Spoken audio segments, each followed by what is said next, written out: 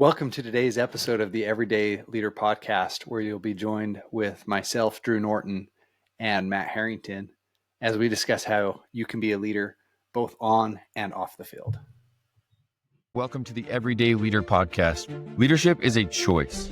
Join me, Matt, and my co-hosts Drew and Tate each episode as we break down how to lead powerfully in your family, team, and organization.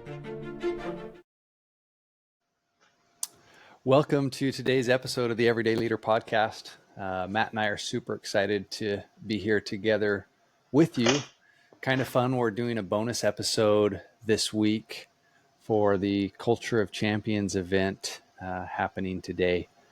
And yeah, just really excited to share how you can be a leader on and off the field and just talk a little bit about what that means. Matt, any thoughts right off the bat? Yeah, glad to be here. It's been fun to reflect on my experience in high school and high school sports in preparation for this conversation and this episode. And so looking forward to getting into a few things that can be really practical and helpful to student athletes. Yeah, so likely if you're listening to this, you're a subscriber of ours, or maybe you're just hearing about us for the first time. And we really believe in the importance and power of leadership and that everyone can be a leader. And one thing we like to stress quite a bit is you're a leader and your title aren't necessarily the same thing. So, you may be the team captain, you may be a starter, you may be a role player, you might be the water boy, and you can still be a leader and show up wherever you are. You can be an assistant coach and be a leader. And so that's kind of where this idea comes from, of being a leader on and off the field. And we want to show you a practical way you can implement some things as a part of your team, both on and off the field, on and off the court. And the core principles behind this idea are creating community, commitment, and collaboration. And when you do those three things, the outcomes are the members of your team will belong more, they'll believe more, and they'll become more. And yeah, so we want to kind of dive into those core principles: community, commitment, collaboration, and the outcomes that are a result of that. Maybe just talk about how you can create that inside of the team you're a part of. Yeah, real quick, Drew, as you were talking about the distinction between leadership and title, it actually reminded me of my experience in high school. I was not the most gifted athlete by a long shot, and particularly on my basketball team, I was not, the best player or the best athlete by any means. And I remember being perplexed to some degree as to why I was chosen to be a captain and why I got to start and why I got to play so much, because it didn't really compute. Granted, my self-confidence was probably not as high back then either. And I remember just at some point expressing that to an assistant coach, that question. And he described to me, and I'm grateful for this, that it had little to do with my talent or my ability and everything to do with the way I showed up, my commitment, my work ethic. Right. And so that's kind of another element to that, right? That you can truly be a captain or not be a captain, or be a starter or not be a starter, and you can still choose to show up as a leader. And so, yeah, excited to talk a little bit about, well, then what would that look like? What would someone who's going to show up as a leader, who would they be? What would they do? Regardless of whether or not they're starting, how much experience they have, how talented they are, how good of an athlete they are. And so this concept of community is awesome because it creates belonging, like you mentioned, Drew. And it's well, why does that really matter? Well, because that's all that humans actually want. Right. Yeah. When we're born, if we don't belong with someone or to someone, we don't survive. If no one hears us, we don't survive. Other species are different. They can not be heard and they can find a way. Humans, if no one hears us, we don't make it. So it's a very deeply ingrained need that we have to belong. And just because we grow up and don't actually need to belong for survival physically, it's still very much a part of like us being able to um, you feel fulfilled and find joy and progress. So just to share a little bit of a story from high school, actually, around this concept, I didn't see myself as a leader in large part when I was in high school. Like I can think of some areas that I did and a lot of ways that I didn't. I don't live in regret around it. I just see a lot of things I could have done differently that would have been more proactive, like more bold to make a difference for people. And I was probably a little bit more reserved in that. And that's fine. And just this last Christmas, so not even a year ago, I did a post on LinkedIn and on Facebook about belonging because we were having family prayer one morning around Christmas time, and my 5-year-old at the time, or she was 4, almost 5, said the prayer and said, "We're so grateful that we have a family that we belong to." And it just like really struck me about how meaningful that is. And so I shared a post about it, about how like I get that not everyone has a family they belong to, or maybe like a traditional family, and like I'm really committed to helping people create more belonging in the world because it's so important. And someone from high school commented on my post and was like, "You always created that for me." Mm. And it just kind of blew my mind because I never considered that would have been the case for them because I didn't see myself that way. And so the good news is that you as a student, as a young athlete, as a young student, you could be doing this without knowing it, and that's awesome. And Yeah. as you raise your awareness to it, like how much more impactful could you be for people if you were actually truly aware of like, okay, what would I do or who would I be differently in order to create this type of community and belonging? And so some ways that you can create that. So if you're thinking, okay, well, this sounds good, but I don't know how to create community. I don't know how to make somebody feel like they belong. And these are real simple things. One, it's just listening to your teammates, like being someone who will hear what someone else has to say, including them in what you're doing. And that can really go a long ways off the field, off the court, like to include your teammates in things that you do. Doesn't mean you have to be somebody's best friend, I think, to be a great teammate and to create community. And it goes so far when people feel like, hey, I'm a part of something. And being able to respect one another and then just communicate. Those are all things that can really help build a community and make someone feel like they belong. Yeah, for sure. And along the lines of communication, here's something really practical that you can ask yourself and do like a quick audit. What does my communication communicate? Or like what message is my communication sending? So you can look at your body language, your tone, the words you speak to your teammates. Do those things that you're thinking of right now foster like community, belonging, trust, or not, right? Or are they more like eroding those things? Are we quick to be judgmental, quick to lash out, quick to judge, right? Those are the things that will really erode, trust and community and belonging.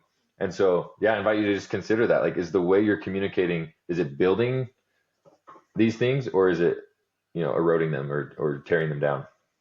Yeah, it's really interesting. You look in sports, and when you see the teams that are close knit, they often way exceed the expectations of their talent levels. And a lot of times you see the opposite when a team doesn't have collaboration, when they don't have belonging. You can see some of the most talented rosters just fall into shambles and fall into pieces. And Yeah. so, which I think is really fascinating. For sure. So one other part of this, and again, you don't have to be the head coach or the captain to do this, what I'm about to say. A big part of community is having something to belong to. So not just the team, but some sort of like identity or purpose that is uniting in nature. So sometimes that could be like just a fun word or a fun phrase or almost even like a joke to some degree that gets started, but it becomes like shared and unifying. And so again, like if you are looking at your team And it's like, man, we don't have anything like that. Come up with something. Ask some teammates about it. Ask your coach. Like, create something that we can unify around. Yeah, I mean, there's a lot of examples, right, of phrases out there, Well, I mean, rise up, all in. I mean, there's lots of examples like I don't know that. if the coach's coach is going to share this story again, this Culture of Champions, but the last one, he shared the story of their state championship team and how it started with this idea of rise above, and how a team 10 years ago came up with that idea, came from the Batman movie, and how that just became who they were. And it was something that carried on team to team, and created a culture of champions inside of this little school here in Pima, Arizona. Yeah. Perfect example of that. Yeah. So that kind of leads us into the next, the next part, which is commitment, right? That once you start to feel like you belong and you have something to unite around, well, then it's like there comes a moment where it's like, am I going to be really committed to this or not? To this team, to this cause, to this, this identity, this community. And and and then that's where like your commitment can make a massive difference. Like it can create a lot of opportunity, a lot of progress, a lot of like just even performance that you didn't even know you had in you or in the team can be created from this really sincere and deep commitment. Yeah, and when there's this level of commitment and you're working towards that common goal, then there's this belief that starts happening, like, hey, maybe we can do more than we thought we could. And once again, I love the story that the coach's coach, Josh Tilley, tells about their team, where one of the kids says, hey, like I think we could win the state championship. And this is from a team that's been bottom of the toilet in the rankings the last few years. And like just having a belief that you can do more and be more can really empower you as an individual, empower your entire team. And so being committed, having goals, being disciplined, holding each other to those goals, and creating a sense of accountability and commitment on the team just lifts everyone up to really believe in themselves more and believe in the team more. Yeah. Yeah. Just for a moment, even pause and consider something that you believe.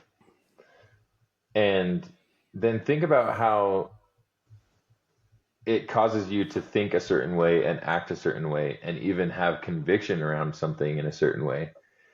And if you can pinpoint something in your life that you really truly believe, like whatever that is for you, and you can see that pattern of like, wow, I believe this thing is true or is possible. And so I think about it in this way and I act in this way and I see these results in this way.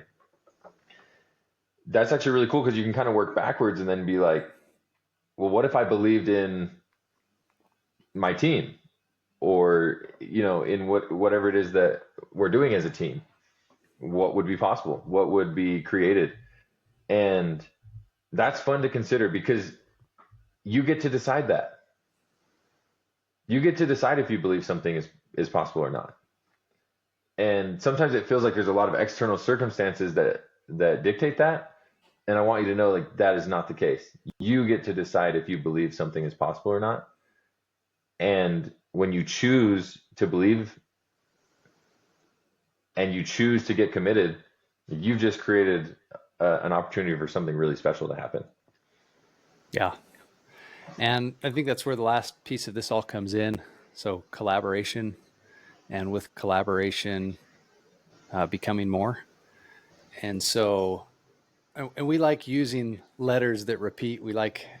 And so you might be listening and be like, what's collaboration, or what's that have to do with my team? And I think another way we could define that is just teamwork, right? That a leader is going to encourage teamwork. A leader is going to encourage the importance of working together and solving problems together. And when a play goes wrong, Matt, you and I were just talking about this the other day, where it's like, it's so easy to see when someone else on the team does something wrong, when they make a bad pass, when they miss a block, when, they miss a read on defense, it's a lot harder to see that in yourself. And so to be willing to work together as a team and give constructive feedback and be able to take constructive feedback are all parts of being able to collaborate. And when you do that, like, just miracles start happening. That's when you really start becoming more, when you can tie all of this together. Yeah. And look, this applies in sports and certainly in all areas of life. And it's so true. I was telling Drew that I play basketball 3 times a week. Just random pickup ball, like doesn't mean anything for anything other than it's enjoyable. And I still find myself doing this, that when someone, doesn't hustle for a rebound or doesn't box out or doesn't like really get down and play good defense, my mind is immediately recognizing that, and I want to say something about it, or at least focus in on like, man, this dude's not playing defense. Like, this dude isn't boxing out. Like, if he would just box out. And a lot of times I actually realize, wow, I haven't exactly been following my shot. I haven't exactly been, going and boxing out and getting some rebounds. And so, but this happens in life, right? In our families and in our jobs and our businesses, where it's so easy to focus on what other people are not doing or on their maybe areas of shortcoming, that we miss what we could do. And so it's almost like a paradox, right? We're talking about collaboration, but we're also taking responsibility for what you can do. And that's the magic. Okay. So if you have a whole team of people and everyone is focused on working together and collaborating and focusing on what they can do to improve and to take responsibility, that's when you really unlock some serious magic. When everyone is looking at like, no, it's me, it's on me, it's my bad, I can do better, I can make an adjustment. That's really magical. Like, that unlocks something really special.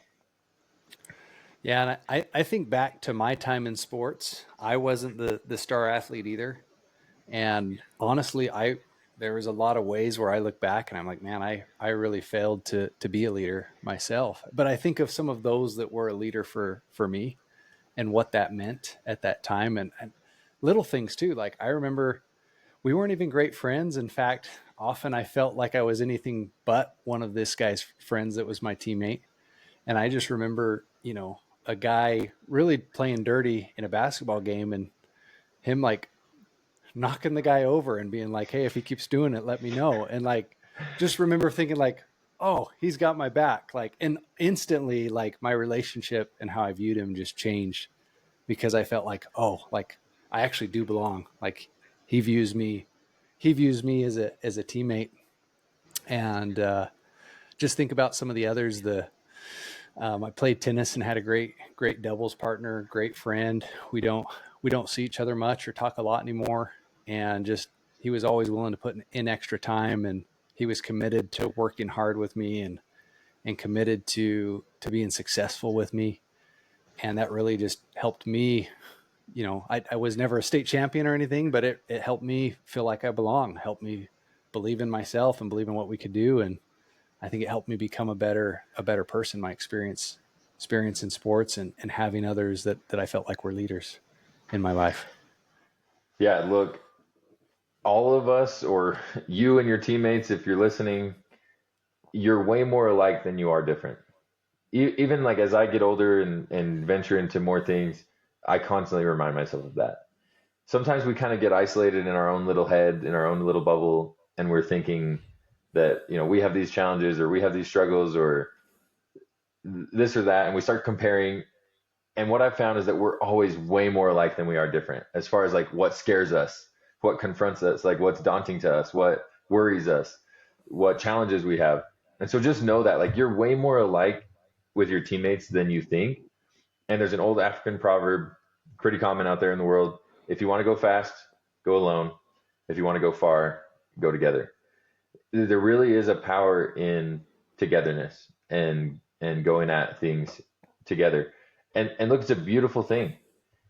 Like, we as humans do rely on each other. And I'm so glad that's the case. It keeps us to where we, keep seeking this type of community and, commitment and collaboration to go at things together. I'm going to share something, a belief I have that's probably a little bit controversial. I believe you'll likely learn more that will be applicable out in the real world from your high school athletics than you will your high school education. And some people would probably disagree with me heavily on that. And let me tell you why. I felt like school taught me to do things on my own, that, I couldn't work with others. It was all about my grades. It was always a competition. It was always like, you have to do this on your own. It's cheating to work with somebody else. And sports, it's like, unless you're doing golf or like individual tennis, like most sports, if you don't learn how to be a teammate, if you don't learn how to be a leader, if you don't learn how to collaborate, you can't survive and you can't win. And you go into the real world, and that's what you find. If you want to, like, just that proverb you shared, Matt, like, if you want to go out and do things on your own in the world, you're going to probably end up losing. And if you want to go far, you've got to learn to work with others. And if you can learn to be a leader, you're going to be able to go so much further working with others. Yeah. Yeah, for sure. Well, so one more nugget for you guys that is something that has been so helpful for me to take on as a mindset and as an approach. And that is like this concept of winning, right? Like, obviously when we engage in sports, we want to win. That is, it's part of why we want to play. And it's part of what gets us out on the field or out on the court or out of bed in the morning, right? Is the drive to win and to compete and win. And it's fascinating as you study professional athletes, the greats, the greatest of the greats, they'll talk about how the day after you win, that's gone. And I mean, you can find a ton of examples of people who have won Olympic gold medals, won world championships, and then the next day they're like empty and depressed. And so the whole point that I want you to take from that is that the winning really comes from getting out on the court or getting out on the field and working at it every day. That's the win. And so, yeah, we strive for goals and strive to achieve. And if you attach your self-worth to the outcome of a sporting event or to really any outcome, you'll find emptiness on the other side of it. And so recognize that it's the same in life, right? That if you get attached to goals or achievements or outcomes, you will find emptiness. And if you will fall in love with the process, if you'll fall in love with the climb, as we call it, with getting up every day and striving and pursuing and climbing, you'll always find more joy in your life and in your journey than if you get attached to an outcome. Yeah. And that's such, if you can learn that, if you're a high school athlete listening to this and you can learn that now, you're going to find so much more satisfaction in all that you do. And listen, if you can enjoy the journey and win, it's even better. And so, yeah, I think the joy really comes in the climb. The joy comes in the journey. The joy comes in the pursuit. And then, like, the efforts are made manifest when you win. Right. And it's definitely an and, right? I mean, right. And that's the whole point, is that when you win, you'll wake up tomorrow and find something else to strive for, to pursue. And that's the whole point, is that you don't get too attached to the individual achievements or the outcomes, because the winning's in the climb. Yeah. Well, we're once again, Matt, super excited to just talk about this idea with you, and to you, the listener, excited to share this with you. If you are at the Culture of Champions event this week, we hope you get a lot of nuggets from it. And there's just a lot you can learn and apply into your life from high school sports and athletics. And we really believe to be a leader on and off the field, if you can create a community, if you can create commitment and collaboration, you will belong more, believe more, and become more. Yeah, look, leadership is a choice, okay? It has nothing to do with how old you are, your experience level, your gender, none of that. Your title, your position. Leadership is a choice. And so you get to decide if you want to show up like a leader every day. you can. Awesome. Well, today's the day, excuse me. And thank you guys for listening to the Everyday Leader podcast. Thanks for joining us on the Everyday Leader podcast. If you're ready to take your leadership journey even further, subscribe to our weekly newsletter for more insights and practical tips. And don't forget to connect with us on Instagram to stay a part of our growing community. Just follow the links in the show notes. If this episode impacted you, please help us spread the word and share the link with a friend from wherever you're listening.